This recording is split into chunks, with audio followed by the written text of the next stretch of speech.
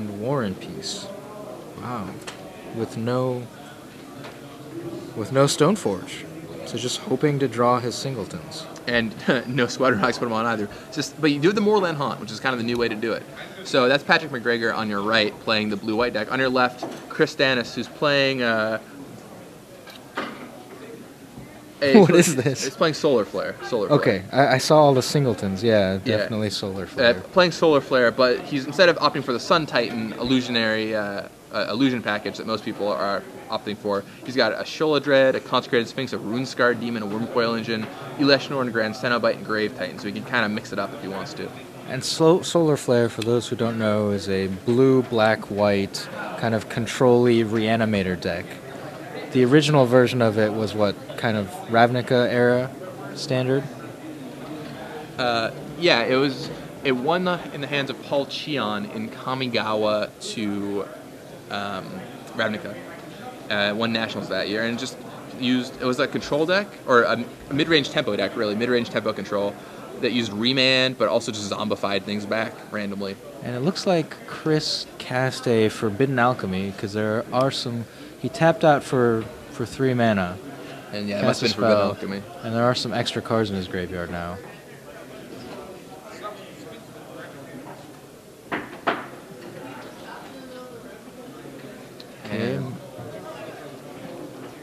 I can't really tell what those cards are in his graveyard. The top one's a land. It's a white card second.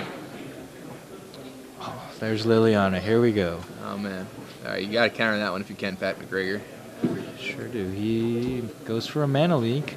Chris does have a mana leak back. But negate. But Patrick has full counterspells. We saw Pat play earlier, and his deck is just so many counterspells. He has access to. After sideboarding, he has access to 4 mana leak and 4 negate and a dissipate. And 1 dissipate. Yeah. 3 marrow shards. That's an interesting card in the sideboard. Have not seen that one before. Marrow shards. Wow, that's really cool. And you can see in Pat's hand, he's got his singleton Jace. No, it's not Valerian. No, it's not the Mind Sculptor. He's got Jace Memory Adept. And we saw Patrick put that to good use in the first round. Pretty powerful. Chris is drawing some more cards. It's like he flashback and think twice. Very innocuous little card drawing spell there, but pretty good. I like it. Think twice is the kind of card that it's not going to win you any games by itself, obviously, but it just smooths out decks a lot.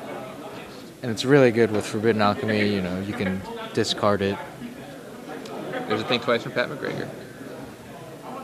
Well, that was thinking once. Fair enough. He may think the second time. I always recommend thinking the second time. It's important when you play cards like this that you get you know what to say to your opponent. This makes it, as a judge, it makes it more clear, right? Are you thinking once or thinking twice? If I remand that spell, what will happen? It's not about the clarity. I think if you throw in a joke like that, get your opponent to laugh, maybe put them off their game a little. I have to have these small edges because I'm not that good at Magic, so it looks like Pat McGregor was kind of staring at a Geist of Saint Traff there, but chose not to play it. And Chris flashes back into Forbidden Alchemy. It costs 7 to flash back, which I've heard some people say is 1 too many, but I think they did not want it to be that dominating. So they played it safe and made it cost 7 to flash back. I agree. I mean, I think it's still, people are going to play it for the 3, and then if you flash it back for 7, that's just, gravy, just bonus. So Chris has cast his Forbidden Alchemy a couple times. He's got to be set up for what he wants to do. Just needs to fight through Pat's counter magic. There's a Liliana from Chris. Goes for a second Liliana. Negate for Pat McGregor. See if Chris fights back. Think twice. The new art. Or is that Snapcaster? Sorry, excuse me. They look kind of similar. Pat Man leaks that. Leaks Snapcaster, which was probably going to flash back like a negate. That clears the stack. Liliana gets countered for the second time in a counter war, and we're seeing some traditional counter wars here in this format now. I'm excited. It's been a while. Yeah, it just seen a lot of like weird spell piercing manly kind of stuff for a long time, but finally we're seeing something a little different. I did not like Spell Pierce. It was too cheap. And there's Jace Memory Adept. All right, Chris. Dissipate? Yeah. That guy's gone for good. Not that he'd be returning it, but Pat plays a lot. Wow, what if they made a Planeswalker like reanimator? Return target Planeswalker to the battlefield. Kind of cool. Turn target permanent card from your graveyard to the battlefield. I guess I call that one Sun Titan, right? So Chris is either out of gas or trying to set up a situation here. A lot of lands for Chris. He's moving his graveyard over, so... And Pat finally feels it safe to lay down that Geist of Saint Trash. And if Chris doesn't have any action, that guy could just, serve in chunks of 6 and deal some damage. 6. Did you say earlier that Chris had the Moorland Haunt, though? No. Does not have a Moorland Haunt. Oh, Pat's got Moorland Haunts in his deck. Chris has Nephilia Drownyard, which is pretty interesting in this deck. Gets you some flashback cards. Gets you some reanimation targets. Day of Judgment there wipes out the Geist. Before it can summon its angel friend. And Pat thinks twice from his graveyard. Blade Splicer for Pat McGregor.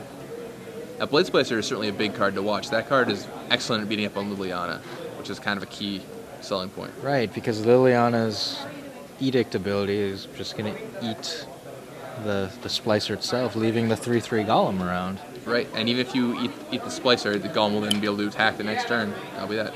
Another day from Chris. He's been holding those days. What a day. Days for days. Both trying to get in her. All right. Best part about Days for Days is you can also run it with the card Days. You can do that tomorrow, Gavin. Not today. Better not be able to do that today. So Pat uses the Moorland Haunt to make a token and crash, smash, deal 1. Don't we have any of the new spirit tokens lying around?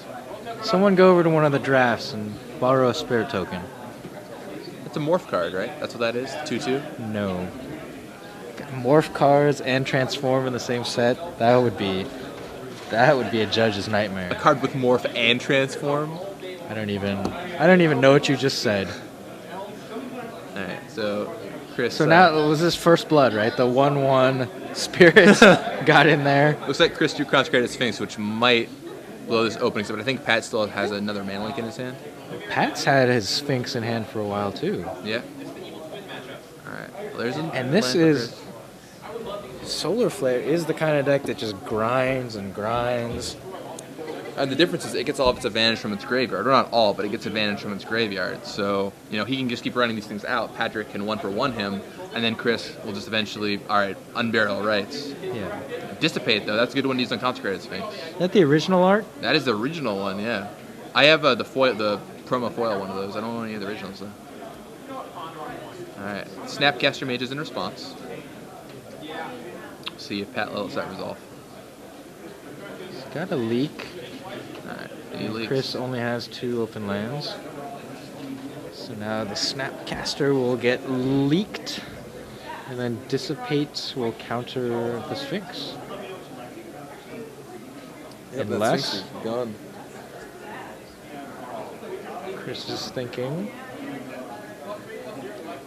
could have another Mana Leak, I suppose. Maybe a negate.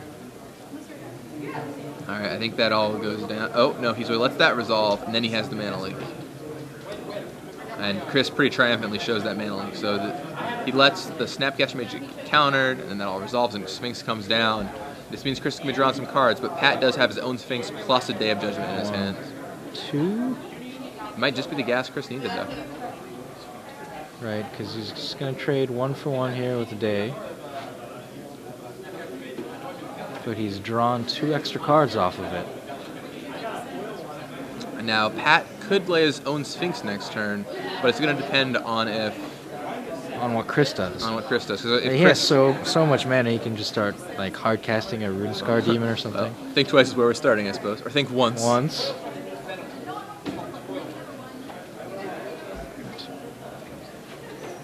Eight mana left open after that. I think is that 9? No, 8. You're right. I should trust him. Right. There's 9. There's 9. And passes. Moreland Hans. But no action for Chris there. I think it's Sphinx time for Pat McGregor. He wants to find a 8th land, which he just found, so we can play the Sphinx with the negate backup. Gotta go for it here. It's Sphinx time.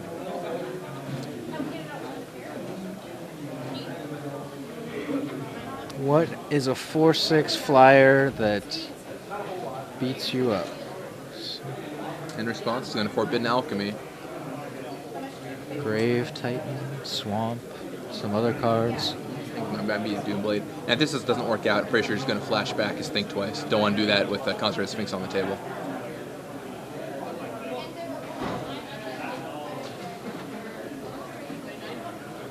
I think they just called time in the round, but it looks like the players have a slight extension thanks to moving onto the feature match cameras and such. All right, so we'll have to keep an eye on the potential time extension here. Looks like it'll end at about 25 after. It's plenty of time for this to end. All right, so Consecrated Sphinx resolved. All right, That's it's time Pat draws cards off of it. Another day. Oh, Oblivion Ring. Negate for Pat McGregor.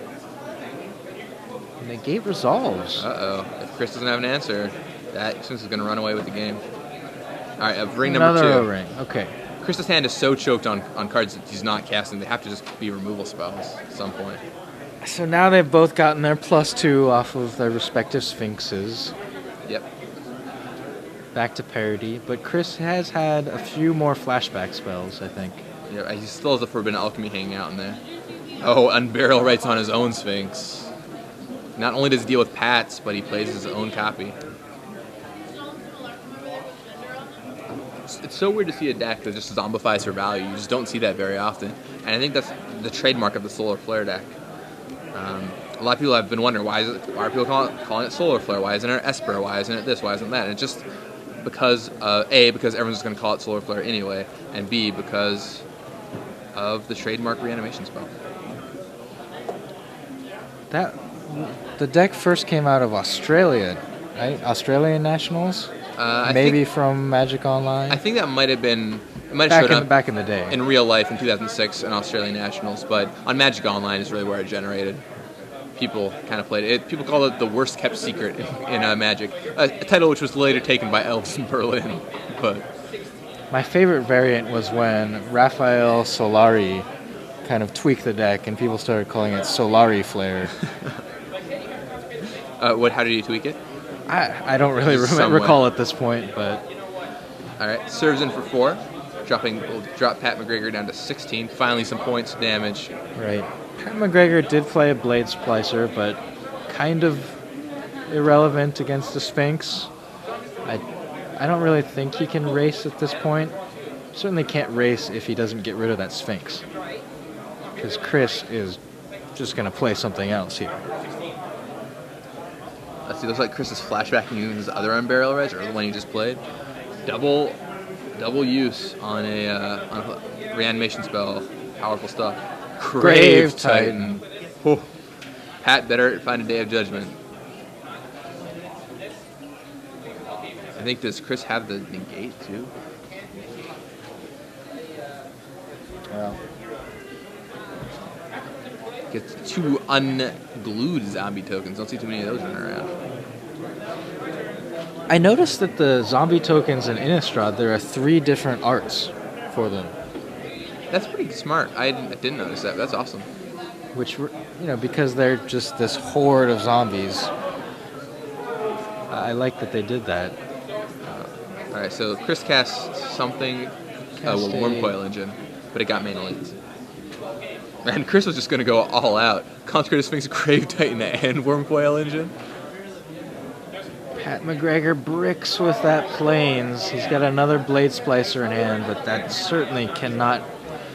Get some blockers, maybe? I mean, he could, if he cast it, he could block the Grave Titan and trade with it, but then there's 4 zombies and a Sphinx left. I think Pat is holding it, so his hope is a draw Day of Judgment, basically. Yeah, he really has to.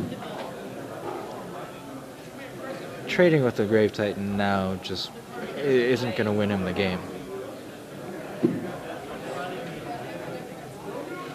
He can at least chump block the Grave Titan. Heelish Norn comes back. Oh. Just one hit after another. Oh my goodness. 4/4 zombie tokens from that Grave Titan. And Pat's left with a lonely 1/1 golem, which has to chump block here. I mean, I think Chris might be overextending a little bit if this doesn't kill Pat, but I mean, if he's done the math and it kills him. All right. 4, 6. I think it puts Pat to 2. Pat has to find Day here, right? That is not a Day of Judgment. That's a wrap. Packs it in. Chris takes it down. There were about 2 minutes left in the time extension. They're probably the last game playing, too. Wow, Solar Flare does its thing. That's insane. So it goes Consecrated Sphinx, Grave Titan, Wormcoil Engine, okay, counter that.